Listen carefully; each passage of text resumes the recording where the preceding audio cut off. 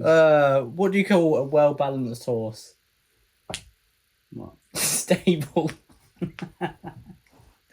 Yeah, no. Who's there? Europe. Europe who? That's really disgusting. Oh my word, you're such a You can tell I work teacher, yeah. with children. Readers, Reviewers, countrymen. lend us your ears.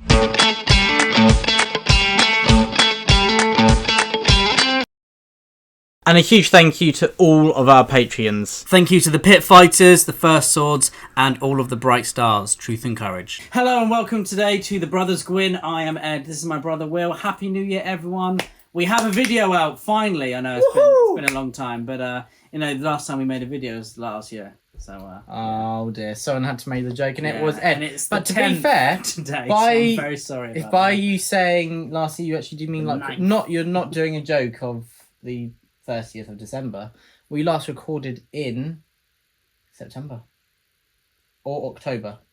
Okay, thank you. Long time ago. Today we're going to be not writing down, we're going to be telling you guys what our favourite reads of 2023 were. It was a wonderful year for reading, as always, and we've got some awesome books to talk about here, so we're really excited. Yes, we have some amazing books, and see, we're back together recording, and we're laughing at random stuff already. And Ed, why don't you kick off with your 10th favourite read of 2023? Well, you said your New Year's resolution was to stop kicking books, and my 10th one was David Ragg's The Hunters. I've been buzzing to read a David Ragg book for a long, long time, and this one I just couldn't help myself. It is a fantasy-inspired Western, or I could say a Western-inspired fantasy, but it's a Western. It's a fancy-inspired Western. It's a fancy. It's a Western-inspired fantasy book, and it is awesome.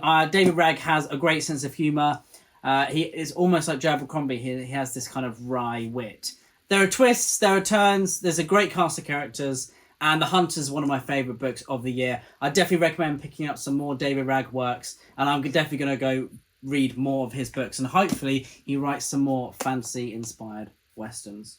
But yeah, check it out. That was my 10th favourite book of the year. Over to you, Will. Don't kick it. My 10th favourite read of 2023 was The Passenger by Cormac McCarthy, which was, I believe, the second book I read this year. And so this is not for the faint of heart. It's very deep, it's very dark, but there's a bit more humanity to this, in my opinion. You didn't really quite click with it, did you, Ed? But there's a bit more humanity to it, in my opinion, compared to many McCarthy books. This is a very polarizing book where a lot of McCarthy fans, they've either loved it or hated it. Luckily, I fell into the middle, into the earlier category, whilst you fell firmly. No, I didn't hate it. It's just I expected a lot more. I think, and I was on such a McCarthy binge at the time. That probably made it seem a lot more exaggerated because you're quite vehemently against and look, this. my probably. Right now, my favourite McCarthy book is The Crossing. But the first time I read it, I was not mad on it. Over Blood Meridian? The beginning, the first... If it was just the beginning, I would say yes. Everyone, Ed has said for about 4 years on this channel, he has never said that another book is his favourite book of all time other than Blood Meridian. This is a landmark occasion. The beginning of it. Yeah. Probably not the best. The beginning. But I like the beginning of it. Of The Crossing. But The Passenger... I like the beginning of The Passenger, actually. That was good, too. Thanks, Ed. So this is about a brother and sister. We've got two perspectives. We see life through their eyes. And so I did think after a bit of the beginning it was going to turn into a bit of No Country for Old Men, because one of the perspectives is a diver, and he dives into an aeroplane wreck, and there's a body missing, and there is something else missing, which I won't spoil as well. And people come around to visit him asking where it is. So you thought it was going to be kind of a detective chase thing, didn't you? Yeah. And so there's a little aspect of that, but do not expect that to be the dominant force or theme. No, that's what I thought was going to be the main whole premise of it. Exactly, yeah. But it's called The Passenger. It's not about a passenger. It is metaphorical. Yes. But yeah, so that is The Passenger. Great book, brilliant prose, Cormac McCarthy. But yeah, that is why The Passenger is number 10 on my list. Number 9 for me is a classic, and it is Moby Dick. Ahab is searching for the dreaded, the giant, the humongous Moby Dick, the terrifying Moby Dick. Do you know what breed of whale Moby Dick is? Sperm whale. I'd forgotten, but then as soon as you said it... think of his name. I was like, yes. So... Anyway, Moby Dick was one of my favourite books of the year. It's a classic I've been meaning to read for a very long time. Ever since I think I saw on a lecture on YouTube on Blood Meridian saying that Moby Dick was Cormac McCarthy's main inspiration. The Yale lectures, that's it. Regarding Blood Meridian, and I was excited to read Moby Dick from then. I think I read this as a teenager, or maybe I saw the film, or maybe I looked on the first page and someone, when you read like a book in secondary school and someone's written in it, he dies at the end. Yeah, like they did that with Of Mice and Men. That was pretty savage. Have you read Of Mice and Men? Yes. Okay, good. Yeah, and I think we did watch a program which was made about the original story. Ah, okay. Cool. So it may have been that. I love the way that Melville writes. He had such kind of an inspiring voice almost. I love the way that he got into the characters' heads. And look, a lot of this book is about whaling. And although that's not the most riveting subject, he made it interesting. And I said in my Goodreads review, this was the most engaging and this is the best boring book I've ever read. And look, lots of parts of it could come across as boring. Like in Blood Meridian, lots of it is just walking and travelling and it could be boring. But the way that Melville paints the scene is just a wonder to behold. And I absolutely loved it. It's one of those things where the sentences kind of, lit up my eyes almost. And it always excited me and I always wanted to read more. And Ahab is a great character, and I loved all the quirky characters as well. Queequeg was great, and Ishmael as well, and yeah, the ending was absolutely brilliant. And as always, with these classics, they have these veins of like commentary really going on underneath them. There's a lot more to it than meets the eye, and that's something that was another reason why I will want to be reading Moby Dick again and again in the future. So that's number 9. Very nice, Ed, and it's a must read classic, which is very high on my pile. Yeah. And next up, I have Yellow Sky Revolt, which is the first. I say Yellowstone. I know, Yellowstone. Ed, talk a bit about Yellowstone for a second. You discovered it in 2023. Yeah, do you know, I never liked Kevin Costner at all because he always just put himself as the goody two-shoes guy. But as John Dutton, he's a great actor. But yeah, I absolutely love Taylor Sheridan and pretty much all of his works, really. Sorry, that's a very bad way to explain Yellowstone. Yeah, so I don't like Kevin Costner. Explain it. It's like the most watched program great as ever. John Dutton. Yeah. Anyway, my number 9th pick is Yellow Sky Revolt, book 1 of the 3 Kingdoms Chronicles. We love Dynasty Warriors, and so Alan over in Library of Alexandria said that fans of Dynasty Warriors should read this self-published first historical fiction installment to a new series. And so I listened. I believe in his recommendations. I trust them. They've always Alan been is right. the niche king. He is the niche king. And it paid off. It really paid off. Pay off. And this was 5 out of 5 stars. I was obsessed with it. This one is a coming of age story and it's absolutely brilliant. And if you don't mind it, so you did 10th pick, 9th pick. I'm actually going to talk about 8th at the same time because it's book 2 in the series, which they are brilliant in many of the same ways. The characters being very vivid at the forefront. But you prefer book 2? Very slightly. I do love coming of age, but some of these scenes, so brilliant. Whose perspective is it from? It is from someone who you wouldn't know. That is really insulting, isn't it? Why is that? You don't know him. All right. Like I do. Like I do. But they're much more minor characters. So they're not playable character. No, in Dynasty Warriors. Why don't I read it? But they should be. A lot of people are saying that they should be. Ah, nice. And I'm not going to spoil for who they fight for because that would spoil the books, wouldn't it? Nice. So this is historical fiction, of course. Baptiste Vincent Wu takes some leniences with certain decisions, but he admits that freely. And you have to have historical fiction to make it engaging, don't you? And so, yeah, brilliant characters. That there's this great surrounding cast, which are just infused brilliantly with that this is a chronicler's story, so it's an old man telling the story of their past. And so these little lines he'll say about the characters really kind of make you aware of things that could happen, and it creates a lot of tension as you know that, or have they fallen out with this person? He mentions that this person died heroically before they've died, and it's like, what? But it's done brilliantly, and this is one that was utterly gripping from beginning to end. It's an adrenaline-pumping, heart-thrilling journey. Cool. And I would read them both, and I highly recommend them. Please, more people need to pick up some self-published fiction, and please let this be one of the picks at the top of the pile. You've convinced me. Ed, please just read it. Stop begging. Come on. All right, fine. Number 8 for me, it was one of my most anticipated reads of the year, and it's Dan Jones' Wolves of Winter. Now, we absolutely loved interviewing Dan Jones Oh, we did. fairly recently, in all the way back in October, was it? November. December, sometime. But it was so much fun talking to the man, the myth, the legend himself. And yeah, Wolves of Winter was a fantastic book. It is a book completely different from Essex Dogs, and I say that in a really positive way because, second book syndrome is a thing. Not in this series, though. This series, as it is historical fiction, as what William said, that you have to take liberties with historical fiction to make it engaging. I disagree, because Dan Jones didn't really take many liberties here at all. He chose to tell the story of the siege in the 100-Year War after the Battle of Crecy. Crecy? Crecy. Yes. Crecy. After the Battle of Crecy, which really I think a lot of authors would shy away from, because a whole book about a siege doesn't really sound too enticing, but Dan Jones paints it in such a fantastic way. He paints it in a brutal way, and you can tell that Dan Jones poured his heart and soul into this book. There is so much care given to the characters, given to the scenes, that you're just fully invested in every single word. Or you have new characters, you have old characters, you have these amazing plot points, you've got twists and turns, you've got surprises, and you've just got everything in a book that you would hope to see.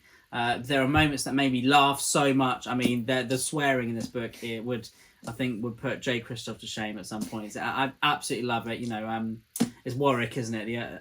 Warwick. Yeah, Warwick. And Northampton as well is a great character. But absolutely love Wolves of Winter. There is humour. There are emotional moments. There are some serious gut punches. Sometimes gut punches with arrows. You know what I mean? Like crossbows and stuff. Pretty harmful.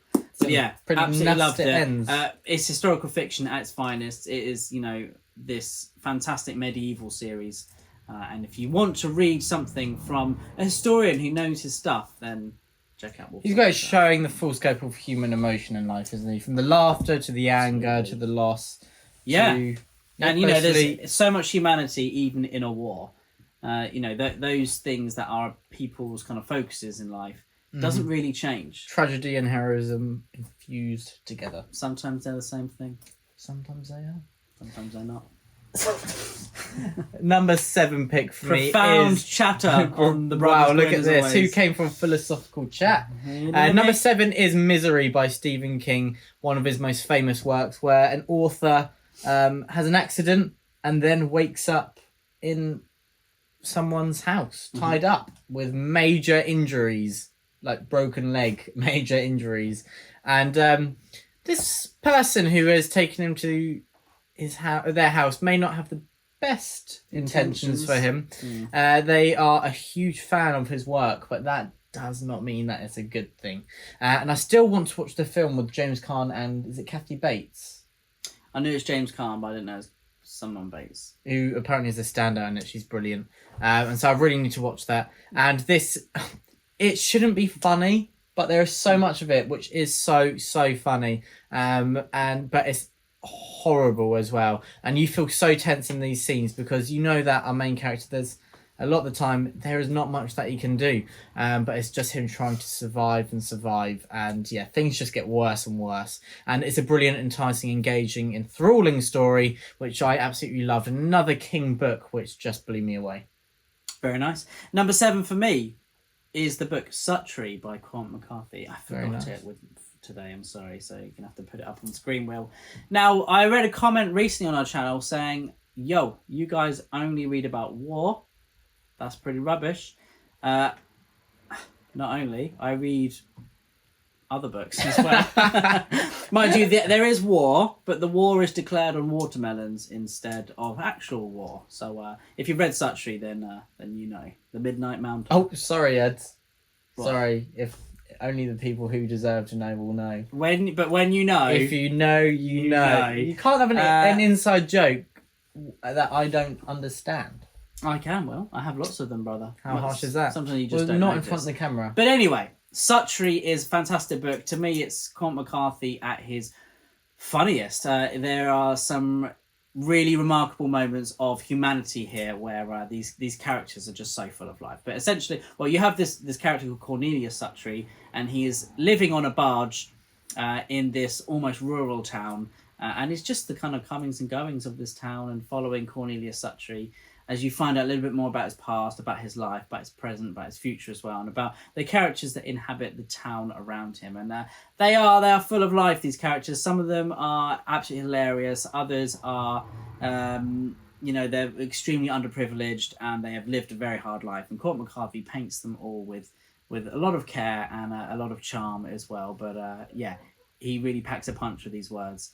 As always, because he is a wordsmith, truly.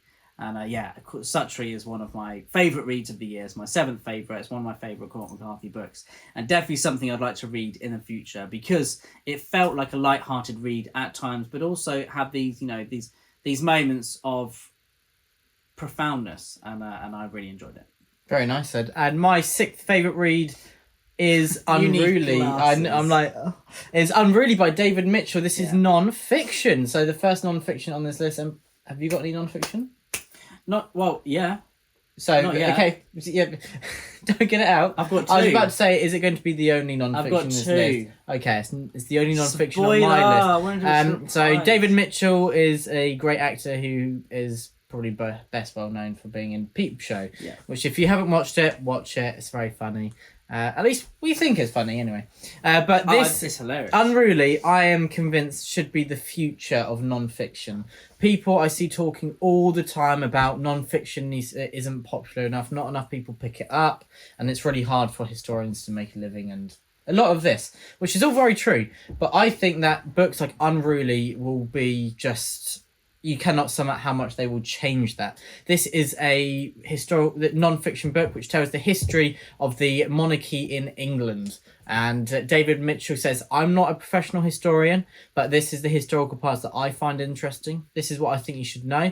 And I'm going to give my opinions on it. And no, they are my opinions, but I'm not going to hide them. So he takes sides. He does everything a historian should not do. He takes sides. He hates the other people. And he shows that again and again throughout this book, but filled throughout all that is this just incredibly humorous and witty conversational style with the reader that David Mitchell, I'm not sure everyone could pull it off, but he does it brilliantly. And I would love to see... He's so well read and he's a very intelligent man. He's a genius. But his sense of humour is unrivaled. So this is how he summarised, usually 1066, you look at all the different claims from William the Conqueror, Harold Hardrada, and then obviously Harold Godwinson. David Mitchell summarised it by saying, look, when I was younger, I had to choose Harold Godwinson or William the Conqueror in school. Of course, I chose Harold Godwinson. Well, you never choose the French, because why would I choose the Frenchman? So that's kind of the things you get, and it really took me by surprise, and I absolutely loved it. And I think other people wouldn't be able to do it as well, but it would still be really enjoyable. And if it's done more, I think it could really popularise the genre. This kind of conversational, like over the fire way of telling non-fiction is one of my favourites to read, to indulge in. Yeah, especially listening to it, and David Mitchell narrates it himself, and I'll talk about it a bit later. And definitely listen to it if you can. Okay, number 6, Like Wolves by D.A. Vega. This is a self-published historical fiction book focusing on a Comanche warrior in the 19th century. If you know me, you know that I love reading about Native America, and I love reading about the Comanche in particular. And this book really pulled me in because D.A. Vega has a wonderful way of writing. He has this beautiful prose that captures the immersive experience of living in this time period. And that is really, to me, what historical fiction should do. It should immerse you in a time and a culture that is, almost alien to your own. And the 19th century American West is definitely a culture and, at a time very far away from our own in modern day, it's hard to imagine, Britain. Really. But from the life we've lived, the anyway. characters here are absolutely remarkable. D.A. Vega paints them with such colour, with such vivid imagination. There are many brutal scenes. It does not shy away from the truth. And I'm talking to D.A. Vega himself. This book was originally going to be published, but the publishers wanted him to take a lot of that reality out of it, and he didn't want to do that. He wanted to paint a true picture, as true as we can really in the 21st century. He has really done his research. If you like Cormac McCarthy, then you'll absolutely love this book. There is well, not a commentary, but there are philosophical layers to it that I will enjoy when I read it again and again and again. And like Wolves, it is full of exhilarating moments. It is full of breathtaking moments. There is, a lot of heartache as well within these pages, and you really do feel it from the characters. And what I like about D.A. Vega's writing is that he gets under the characters' skins truly, and yeah, he's weaved together a fantastic book that I hope many, many more people will read, because it really is worth the time. It's a short book as well, so not very much time, but it's worth the time. Yeah. Worth the time and take. And this is the last book that I'll be talking about in this video, and it is The Judas Blossom by Stephen Ryan.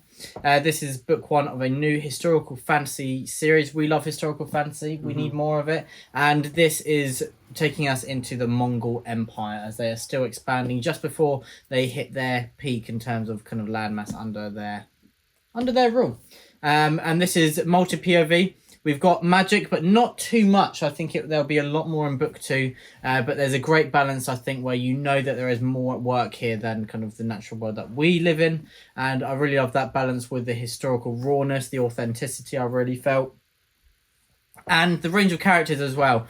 The best bit, I would say, was how the different perspectives and their storylines interweaved in and out of each other's, and really impacted other people's arcs in ways that I did not expect. And a lot of twists and turns along the way really aided that and were a catalyst of kind of that brilliant, intricate storytelling, which Stephen Ryan really showed that he's got an excellent skill for. And it didn't take me by surprise. I know he's a great writer, but that was an aspect which many authors, I think, struggle with a bit, and in making characters' stories interweave in ways you do not expect. But this definitely really achieved that, and it really kept you on your toes because of that. And the Judas Blossom got great characters, some great action sequences, and I really enjoyed the tone and atmosphere. And also the prose is nothing out of this world, but I think Stephen Ryan does that on purpose. He makes it kind of simple. He makes it efficient and sharp. And so you really feel like you're in the minds of these characters who are trying to survive. They don't have time for any of these fancy things. They're trying to survive. They're trying to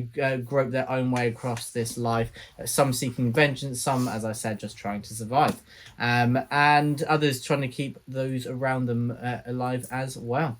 And so, yeah, they don't have time for anything fancy. And Stephen Ryan really exemplifies that in his prose and his approach to the story. And so, yeah, The Judas Blossom, again, quite a book I read quite early in the year. And another book didn't that we read I it in December? loved. Because No, I was going to put it on my list, but I thought we'd read it in December.